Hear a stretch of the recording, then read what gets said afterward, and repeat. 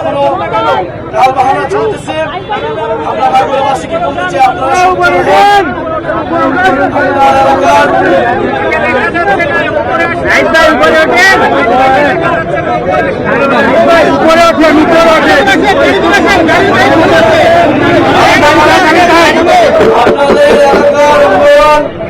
আপনাদের এলাকায় চালাবাসী সন্ত্রাস দখলদারির বিরুদ্ধে আপনাদেরকে সরব হতে হবে।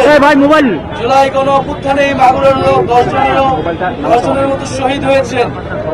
আপনাদের সেই সন্তানদের যে রক্তের মর্যাদা সেটি আমাদের সকলকে মিলে দিতে হবে।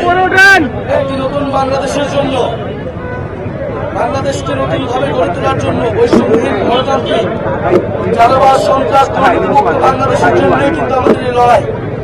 ফলে আমাদের এই লড়াই কিন্তু শেষ হয়নি, আমরা সেই বার্তা দিয়ে এসেছি। আমরা রাজপথে আছি।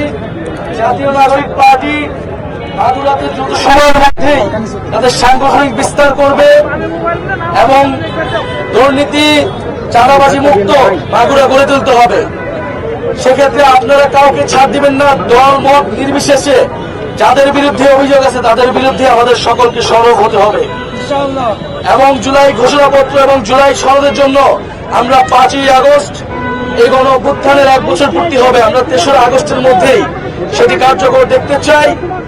এবং সরকার যদি 1 বছরের মধ্যেও এটি দিতে ব্যর্থ হয়, সকল রাজনৈতিক পক্ষ মিলে যদি ব্যর্থ হয়, তাহলে সারা দেশের ছাত্র জনতাকে নিয়ে আমরা আবারও মাঠে নামবো।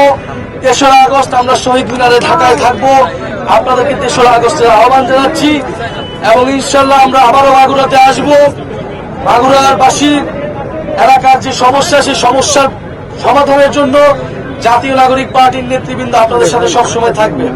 আমরা আজকে বিদায় নিচ্ছি, কিন্তু মাগুরাবাসীকে আমরা আন্তরিক ধন্যবাদ জানাচ্ছি যারা আজকের এই পদযাত্রায় অংশগ্রহণ করেছেন এবং বিচার সংস্কার এবং নতুন সংবিধানের দাবিতে যারা সরব হয়েছেন তাদেরকে ধন্যবাদ জানাচ্ছি।